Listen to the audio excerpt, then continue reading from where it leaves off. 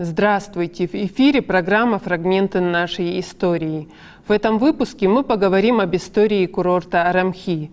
Гость нашей программы – архивист-исследователь Берснако Газиков. Берснак, здравствуйте! Рада видеть вас в нашей студии. Здравствуйте! Курорт Арамхи сегодня развивающийся перспективный центр туризма, имеет уже практически вековую историю. Идея строительства курорта, как известно, возникла в 20-е годы XX века, в период Ингушской автономной области, и в короткий срок проект был реализован. Вы, насколько мы знаем, выявили в ходе своей исследовательской работы некоторые материалы по истории курорта. В каких архивах и какие конкретно материалы удалось вам выявить? Когда мы говорим о курорте Арамхи, здесь еще используют термин «санаторий Арамхи». Вот он проходит и под таким названием, и под курортом проходит он. Дело в том, что курорт Арамхи находится в прекрасном месте, в Жираховском ущелье. Ныне это Жираховский район, мы так говорим сегодня. Это очень прекрасное место. Это место, где почти все время, круглый год, бывает солнце. Это отмечают многие исследователи. Поэтому место выбрано не случайно. И надо сказать, что прежде всего до того, как еще было принято решение о постройки здесь курорта Арамхи, сюда, в Жирах, приезжали многие ученые. Ученые-исследователи изучали быт, культуру, историю. Но приезжали и специалисты в области медицины. Я имею в виду люди, которые занимались, изучали природу, температуры здесь какие. То есть исследователи. Один из них, это Санин был. Был также еще другой исследователь, профессионал Чеботаев. И вот эти исследования, они измеряли температуру и пришли к выводу, что здесь очень благоприятное место для того, чтобы здесь лечились легочные больные. И насколько известно, насколько мы работали, находили материалы, нам из материала выходит, что первым, который подал идею об основании курорта здесь, это был Абылгамид Тангеев. Это 1925 год. А потом, в 1926 году было принято решение построить здесь курорт. А дальше, когда мы начинаем исследования, то различные даты. То 27-й год называют открытие, то 28-й год. Мы работали в Ростовском архиве, в Ставропольском архиве, и там, в Ставропольском архиве, мы находили фотографии, датированные 1925 годом. Здесь, на этой фотографии, изображен здание курорта Арамхи. То есть, выходит, в 1927 году он уже, в смысле, уже постройки были. У нас газета здесь «Правда», это 1934 год. Видите, здесь написано «Новый курорт Арамхи». Это 1934 год. Но он уже, как говорится, сам курорт существовал, но, видимо, какие-то работы проводились, и каждый раз в печати появлялось сообщение об открытии. Как раз вопрос открытия. На официальном сайте в разделе «История» дата официального открытия курорта 15 июня 1928 года. То есть, как вы говорите, до этого была как раз-таки проведена работа, и эти разные данные говорят не о том, что официально был открыт курорт, а именно когда конкретно какие-то постройки были. Да, речь идет уже курорт, он, видимо, начинал, строился. Уже люди говорили, что это курорт, видимо, официально, потом было уже позже было. Но, я думаю, что мы не видели еще документов, архивных документов, действительно связанных с открытием. То есть, когда мы эти документы увидим, там будет точно уже, да. Но пока мы сейчас говорим о тех данных, которые появились в печати, в газетах, в журналах. Они могут немного быть разными, так сказать. И наша задача, исследователей, это все-таки проанализировать все материалы, и там будет точно ясно. Но в любом случае он уже функционировал, курорт, в 1927 году еще. То есть Но, видимо, потом, когда уже все комплексы были возведены, построены, видимо, состоялось, может быть, торжественное открытие, могло и так быть. Если говорить о материалах, которые публиковались в периодической печати, какого характера эти материалы, Берснак? Это такие заметки о ходе строительства или как? Они разные. Вот видите, вот я сейчас показал вот новую санаторию РМК. Это вот газета «Правда» публикует. А затем вот в 1934 году, вот тоже «Вечерняя Москва», вот мы просмотрели многие газеты вот того времени, чтобы просто найти информацию по Ингушетии, и в том числе обратили внимание на курорт Армхейм. Здесь вот в этой газете сказано, что представительство Чечено-Ингушской автономной области при президиуме ЦИК сообщило главсерморпути, что чечено-ингушский народ приглашает себе на отдых 5 челюскинцев, пилотов и научных работников. На курорте Арамхи, вблизи города Орджоникидзе, по военно-грузинской дороге, забронировано для них 5 мест. Мы приглашаем, пишет представительство, челюскинцев-героев на отдых и лечение после полярных льдов в нашу солнечную долину. Это просто сообщение того времени. А вот в газете, в другой газете, вот «Известия», новый горный курорт Владикавказ, вот 17 мая в Горной Ингушетии открыт. То есть вот эти сообщения об открытии появлялись в разных время и разные даты приводятся. То есть мы можем предположить, что, допустим, завершение строительства одного из зданий, да, там было 4 корпуса, насколько мы знаем, могли просто перепутать с открытием. Да, каждая новая постройка, может быть, здание, может быть, что-то такое. Но я думаю, это, конечно, он и потом, значит, позже проводились работы, благоустраивалось, там, проводились, там, ну, делали дорогу там какую-то, улучшали дороги, там, подъезды там. То есть работа по благоустройству шла, видимо, постоянно, потому что курорт действовал, приезжали многие рабочие, работники приезжали со всего Союза, отдыхать сюда приезжали. Надо сказать, что еще рядом находилась дача Калинина здесь. Мы знаем, что на этой даче здесь часто бывал наш писатель Идрис Базуркин. Он писал здесь свои произведения. Вот это очень место такое. Вот, здесь очень прекрасный воздух. И вот исследователи, которые приезжали, конечно, здесь надо сказать, что сам курорт находится в Жайрахе. Жайрах это расположен так, что он близко от Владикавказа, от города, и близко от дороги военно-грузинской, или как мы ее называем, Галгайник. Она близко находится, и поэтому многие путешественники, конечно, первым делом, как говорится, знакомились с достопримечательностями Жайраха, вот, потому что он близко, и здесь находится такая величавая гора Мятлом, Столовая гора, очень известная гора, на которой расположены 3 святилища: Мяцели, Мятердела и Сусолдела. Это очень знаковые храмы вот, для нашего народа. И здесь проводились различные празднества. Здесь также в этом ущелье, мы говорим ущелье, это по ущелью реки Армхи, вот Жайрах, здесь расположено много селений. Вот здесь очень много памятников старины. И часто сюда приезжали крупные ученые. Например, приезжал в свое время химик Менделеев сюда, в Урток приезжал. Приезжали другие деятели. То есть это место очень привлекало.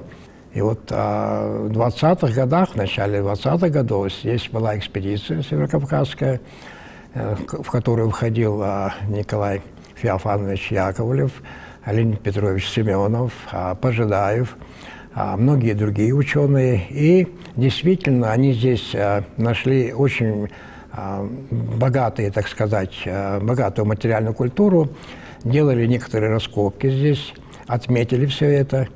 И позже уже в своих трудах все это отобразили.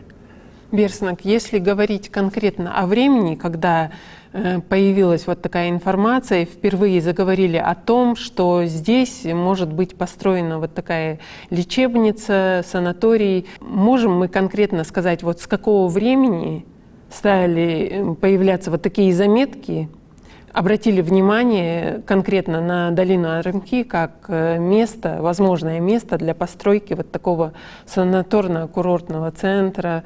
Значит, специалист Санин, вот он впервые здесь занимался измерениями температур, то есть он исследовал состояние атмосферы здешней. И вот он как раз и рекомендовал о том, что здесь было бы хорошо, чтобы было какое-нибудь лечебное учреждение. То есть впервые именно им было предложено? Может быть, и раньше были, но из того, что нам известно... так из выявленных материалов? Да, из того, и так получается.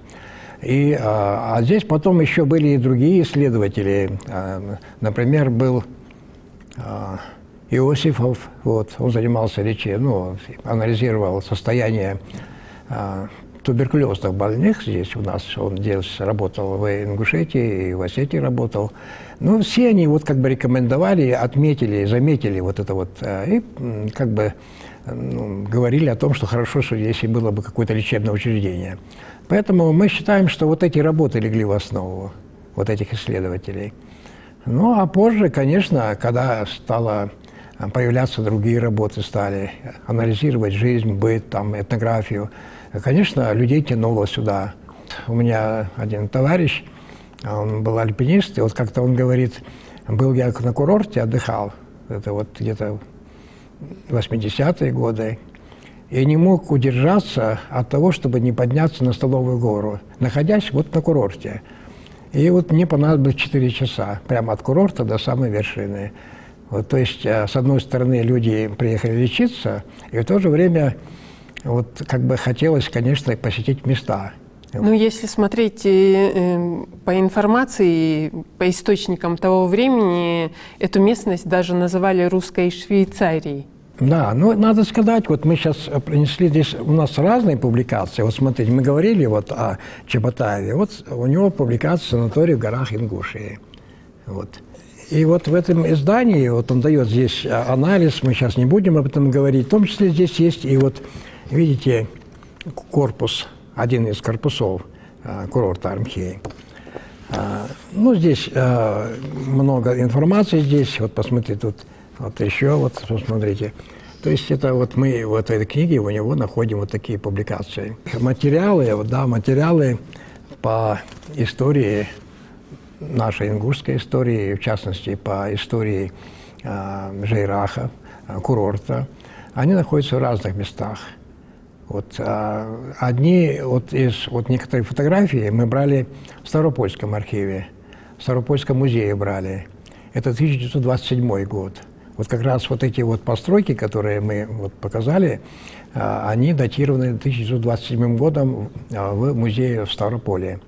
С другой стороны, материалы хранятся в Москве в библиотеках, в Петербурге в библиотеке, Национальной библиотеке, в Ленинке в Москве. Но я думаю, что если мы еще не работали по изучению такого направления, как медицинские учреждения, курортная, я имею в виду, сторона этого вопроса архивная, мы еще не трогали, не изучали это. Потому что курорт, он входил в свою систему курортов СССР, и поэтому там должны быть материалы. Но мы их еще не брали, не трогали. Мы в основном просматривали периодические издания. Причем, понятно, периодические издания северокавказские. Понятно, что здесь будет материал о Жейрахе, о курорте. Но оказалось, что материалы еще бывают и в центральных газетах. Так сегодня мы говорим федеральные, а тогда это центральные газеты. «Правда», «Известия», другие газеты. Тут тоже есть количество публикаций. Выявленные вами материалы Берснек, они конкретно в каких архивах были обнаружены, если так перечислить? Архивы это у нас в основном это Государственный архив Российской Федерации, в основном здесь материалы. Здесь потом еще архив экономики, то есть архив народного хозяйства. Здесь это тоже в Москве. Много материалов в историческом архиве в Петербурге. Но, к сожалению, у нас вот, если в прошлом был и в Грозном музей, и архив, то у нас практически нет материалов из этих учреждений. В основном все то, что мы смогли выявить и взять, это в основном это поездки в Москву, в Петербург. Ну и какие-то материалы есть в Грузии, тоже в историческом архиве. Кстати, вот мы брали газету, вот, просто вот смотрите, Ахали Хеви. Вот это 1939 год, это грузинская газета.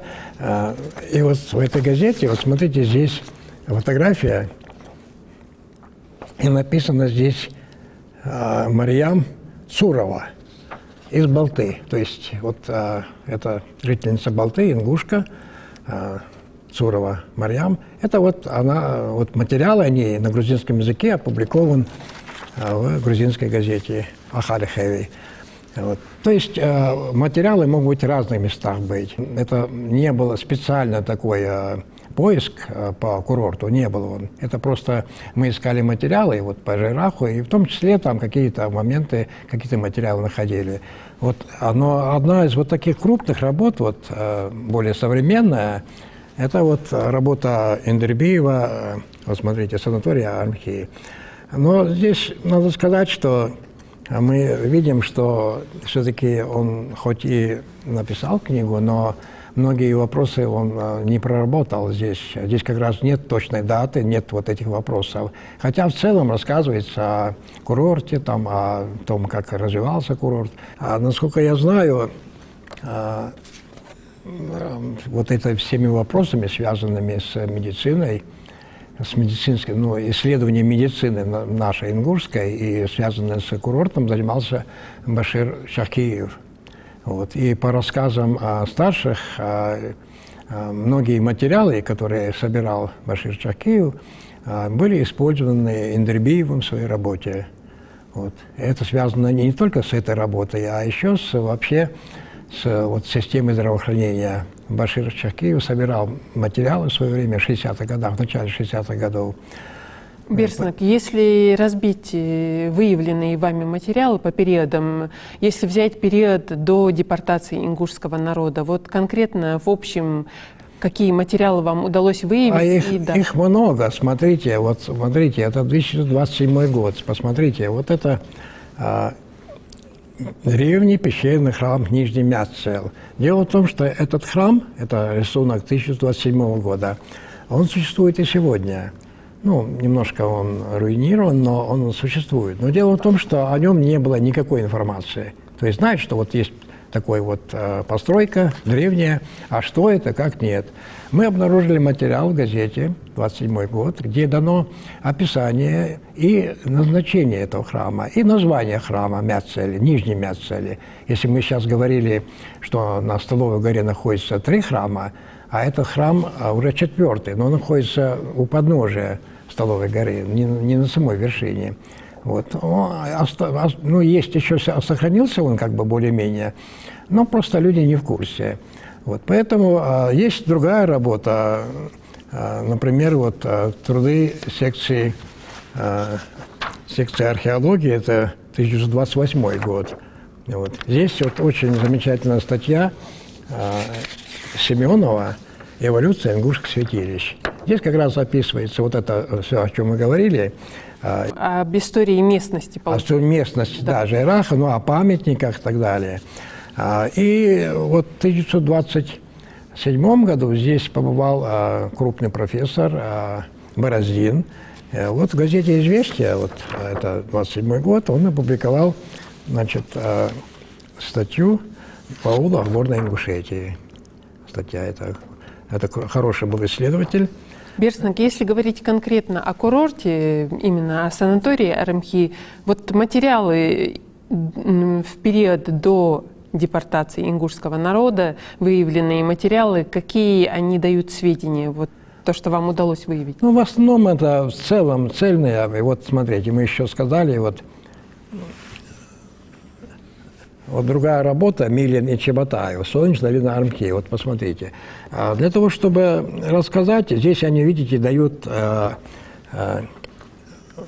вот коротко, если говорить, вот результат изучения ионизации воздуха горных высот. Это вот как раз то, о чем мы говорили, что они исследовали атмосферу, изучали вот возможности, как бы сказать, преимущества воздуха, который здесь вот в это. То есть все это имело значение. Говоря о материалах, вот мы вот показали несколько материалов, вернее, показали то, что у нас есть. Вот. На самом деле мы не занимались подробным изучением, пока мы еще не можем говорить. Но, говорится, что мы могли выявить в процессе работы, мы как бы это отмечали, брали.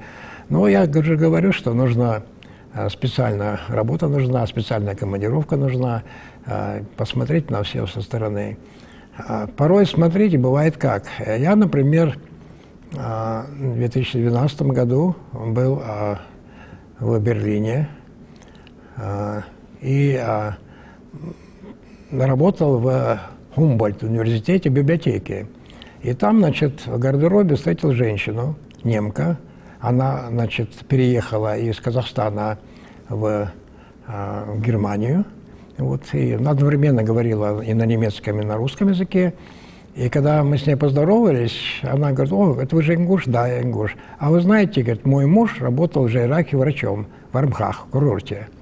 Вот. Я, к сожалению, фамилию не помню сейчас, но меня это удивило. Но это было в советское время, ну, наше время, там, может быть, 70-е, 80-е годы. Вот. Меня это удивило, что вот встретить в Германии женщину, а у нее муж, к сожалению, его не было уже, но она говорит: мой муж там работал у вас врачом на курорте. И вот было мне это интересно очень тоже. Даже вот это было неожиданно для меня. То есть мы уже видим даже по одному этому факту, что персонал был абсолютно разных национальностей. Да, да, это верно. Это, да, здесь были, приезжали и из Москвы, и из Владикавказа, и с разных мест были, да. Ну и местный персонал также был здесь, работали они. Вот. Конечно, нам сейчас, как вы сказали, Берснак, сложно анализировать и говорить конкретно, пока не выявлен хотя бы основной пласт возможной информации, да? Но вот по имеющимся, вообще выявленные материалы, больше они по какому периоду? То, что вам удалось найти? Ну, в основном это до депортации, в основном, да. То, что я стараюсь искать материалы как можно более старые, более древние, вообще-то так, хочется, конечно, так. Но одновременно, конечно, нужно ставить проблему и заниматься, искать материалы. Вот. Ну, я говорю, что мы специально не занимались. Вот. И я думаю, что это в будущем предстоит сделать. Вот. Тем более, что вот когда такие вот публикации, книги пишут, то они в целом, в общем, тоже рассказывают, здесь нет. Я обычно, когда разговариваю, я так, как бы сказать, веду беседу с тем, чтобы у меня на руках должны быть документы. Вот. У меня, к сожалению, документа вот, о делопроизводства на курорта, это нашего курорта Армхи, тех времен, более поздних времен, у нас нет на руках. Вот когда оно у нас будет, тогда уже мы можем конкретно говорить о том, кто был там руководитель, какие сотрудники какие были, кто работал. Тогда уже можно более конкретно говорить. Вот. А так как этого сегодня у нас нет, у меня, в частности, нет, то я не могу говорить. Но я надеюсь, что в перспективе мы соберем материал, и действительно курорт Армхи, он заслуживает того, чтобы ему было уделено внимание. Потому что мы должны знать историю развития нашего курорта и время точное основания, все бумаги, документы, связанные с этим курортом. Ну и самое главное, кто работал, какие сотрудники были. Возможно, там даже среди тех, кто лечился, были крупные, известные люди, может быть, даже. Поэтому это все интересно и надо будет исследовать. Берснак, как мы знаем, после того, как ингушский народ в феврале 1944 года был депортирован в Казахстан и Киргизию, курорт был передан Грузии и был переименован в Дарьял. Затем, когда уже наш народ вернулся из ссылки, уже снова курорт включили в Чечено-Ингушетию. Ну вот этот период, депортации, как развивался курорт в период депортации? Есть ли среди выявленных? Нет, у нас сегодня на этот период так получилось, что никто из исследователей как бы не поставил себе задачи вот исследовать именно вот историю развития курорта. Вот, я имею в виду глубокое изучение. Вот так поверхностно вроде все знают этот курорт, там все вот как бы так. А на деле не было нормального изучения. И я думаю, что вот если исследовать и грузинские документы, вот того периода я имею в виду, то есть мы должны собрать материал весь до депортации, я имею в виду, и после депортации. На ваш взгляд, вы уже опытный исследователь, что касается архивов, вы уже примерно знаете, в общем, где, в каких разделах Конечно, нужно, да. Вот если касаться периода депортации, примерно в каких разделах, как вам видится, нужно работать, в каких архивах нужно работать? Ну, в первую очередь, конечно, надо работать в архиве Грузии и в архиве Владикавказа. Здесь, в этих двух местах, здесь вероятно, что будут материалы, связанные с курортом. С одной стороны, подчинялся он в это время, как бы сказать, Грузии, да, но в то же время он находился рядом, и обычно в большинстве случаев вот сотрудниками, специалистами, которые работали, были люди местные, которые жили близко здесь. Поэтому вполне возможно, там работали люди из Владикавказа. Вот, поэтому надо здесь отработать, в этих местах. Я думаю, это материалы, они несложные для поиска. Это как бы естественно, там несложно искать. Просто нужно поставить задачу такую и проводить работу. Я думаю, будут результаты. Берснек, если говорить о последепортационном периоде, удалось ли выявить какие-то документы по этому периоду? Но это уже более такой, можно сказать, удачный в плане исследования период, потому что это сравнительно недавнее время. И здесь, как вам видится, тоже в каких архивах нужно работать? Нет, архивах-то, конечно, везде надо работать. Вот смотрите, вот мы работали в музее Щусева в Москве. Это Чурт Чахахриева, 1928 год. Это находка, да, это действительно Чурт, место погребения нашего великого этнографа Чахахриева. Вот. Это 1928 год. Интересно, Берснек, именно в каком деле вам удалось найти вот этот документ? Вот это материал, вот фотоматериал, он находится в музее имени Щусева, это в Москве. Мы там несколько лет назад работали, и надо поблагодарить, я хотел поблагодарить руководство. Он был выставлен? Нет, мы работали с фондами, мы перебрали много фотографий, вот, и обнаружили там большое количество, около 200 фотографий нашей Ингушетии, вот в фондах этого музея. И музей пошел нам навстречу. Это как раз было связано с подготовкой столетия ингушской государственности, и весь этот материал нам был подарен. Мы не заплатили ничего, и мы благодарим, пользуясь случаем, и руководство, и сотрудников. И действительно, этих фотографий достаточно много. Здесь, смотрите, я вам сейчас покажу. Здесь такие редкие вещи. Вот посмотрите, вот видите, это из собрания Щусевского музея. Вот что конкретно изображено на этом снимке? Сейчас надпись здесь «Древнее изваяние воина». Вот посмотрите, вот это одна картинка, а вот другая, вот смотрите здесь. Это то же самое, но более четкое, посмотрите. Я не знаю, сегодня оно сохранилось или нет, но это, вот смотрите, 1928 год это. А вот, смотрите, в районе Фуртога вот что. Это очень тоже интересный памятник, очень интересный. Ну, насколько я знаю, сегодня его нет.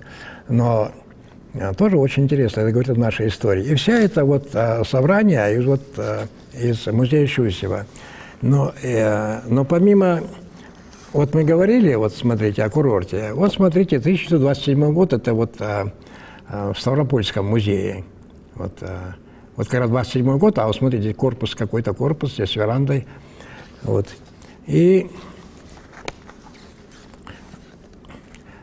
Известно, что курорт в основном строился из местной сосны, да? Да, да. А вот смотрите, 1921 год, это Серковатская экспедиция, это Жайрах, вот здесь склеп.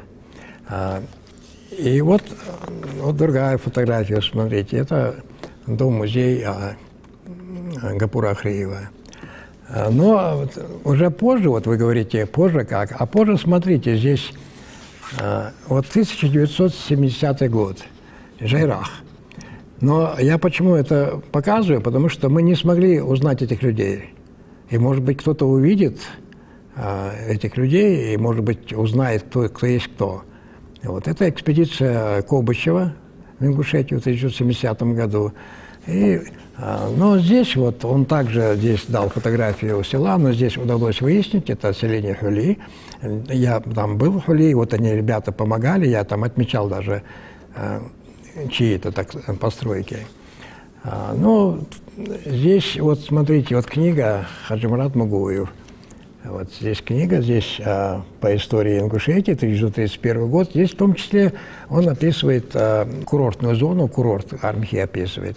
То есть, ну, как видите, здесь материалов достаточно много в целом-то. Я с собой даже много я тут и не взял, чтобы показать. Но в любом случае, вот вы правильно сделали, что заострили внимание на курорте, потому что это малоизученное с точки зрения истории и развития этого. Ну, мы не говорим об общих чертах информации, а вот имеется конкретно, детально там, вот, по годам, кто, когда, как там, кто, состав, кто работал. Вот, и, может быть, были какие-то книги, отзывы тех людей, которые лечились там, и вот просто это надо исследовать. До сих пор это не сделано. К сожалению, мы только так коснулись слегка, но тоже не довели эту работу до... Я думаю, это предстоит сделать. Бирснак, вы упомянули Абдул-Хамида Тангиева. Это человек, который, в общем-то, предложил, продвигал этот проект. По информации, которая выложена на официальном сайте курорта, о нем сказано, что он занимал должность заведующего отделом здравоохранения в Ингушской автономной области. Конкретно по этой личности, что вам известно, учитывая вот насколько широка ваша исследовательская деятельность, по этой личности удавалось ли вам отдельно находить какие-то документы? К сожалению, я не брал в архиве документы о Абдулгамиде Тангиеве, я не брал. Но я знаю, что наш товарищ Али Тангиев, вот, родственник Абдулгамида, он, значит, в свое время собирал материалы о нем как раз и выпустил книгу «Тяжелый век». Вот в этой книге он изложил, ну, как бы взгляд на его жизнь, биографию его. Но мне в архивах мне не попадалось личное дело его, я, в смысле, не смог его пока обнаружить. Но, думаю, в перспективе это возможно. Вот. Но вы говорите, что он работал в здравоотделе, но предложение, которое он сделал, было еще тогда, когда он еще не работал в здравоотделе. Он, по-моему, работал где-то в другом месте, не по профилю, не по этому профилю еще. Но понимал, видимо, и интересовался, и поэтому он имеет отношение как человек, который впервые вообще-то подал эту идею конкретно, вот, создать курорт. Вот, видимо, так можно говорить об этом.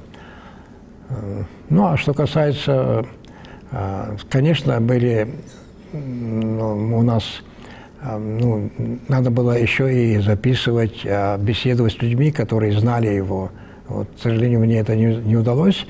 Но что касается архивных материалов, то мы можем их еще найти, вот, документы найти, связанные с Абдулгамидом Тангиевым. И поэтому у нас все впереди здесь. То есть сегодня то, что удалось выявить, это, можно сказать, такие отдельные фрагменты, и еще нужно очень много поработать, чтобы сложилась такая целостная, полная картина истории курорта. Ну, конечно. Дело в том, что то, что мы показали, вот даже работа Эндербиева, оно дает общий какой-то взгляд, там как-то это. А мне, как исследователю, хочется видеть документы, видеть, как бы сказать, протоколы там, собраний. людей, там, состав, список работников. То есть я бы хотел, чтобы такая была информация. Тогда уже мы могли бы говорить конкретно. У нас такой информации пока нет. Вот. Есть в целом общая такая информация. Хотелось бы это иметь. Тогда уже мы можем конкретно говорить и о персоналиях, и более четко говорить обо всем этом.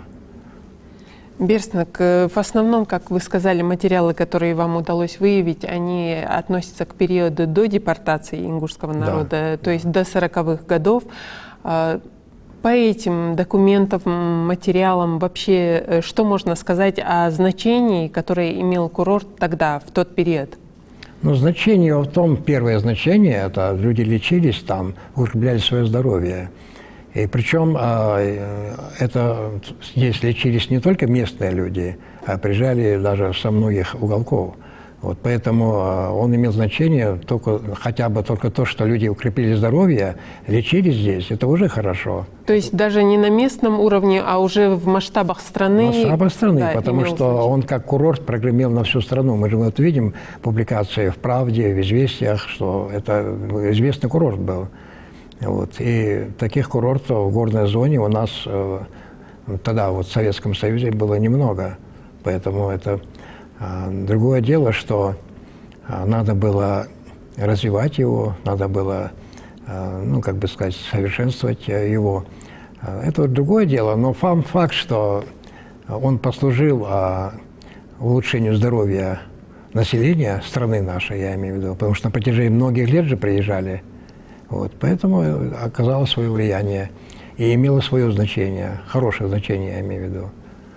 Берснак, мы знаем, что в последепортационный период курорт из-за отсутствия должного финансирования пришел в упадок, затем уже с образованием республики в конце 90-х годов курорт стали возрождать, и сегодня это полноценный туристический оздоровительный лечебный комплекс. На ваш взгляд, его значение для Ингушетии сегодня? Значение его нельзя переоценить, потому что здесь я сам бывал в курорте, на этом курорте, там и видел очень большое количество туристов. Вот.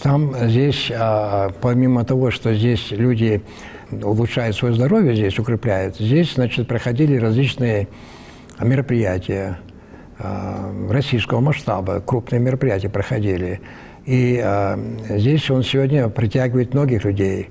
Вот, и приезжают многие люди, потому что это, с одной стороны, как бы лечебное учреждение, место, где лечатся, одновременно это как бы место, где люди приезжают, размещаются и могут посещать близлежащие места. То есть я имею в виду туристы, я имею в виду. Конечно, он играет большое значение, и как центр логистический, здесь все есть, здесь удобно очень. И сегодня здесь созданы все условия, здесь есть, я имею в виду, электроэнергия, здесь есть все, и есть интернет, то есть ничем не отличается условия, которые сегодня есть на этом курорте от любого города, крупного российского города. То есть здесь все есть.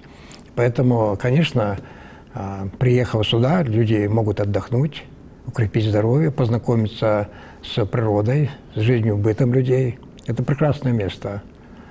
Поэтому и чем дальше, тем он будет совершенствоваться, тем он будет улучшаться, я думаю. И будут еще новые возможности, вот, будут укрупняться.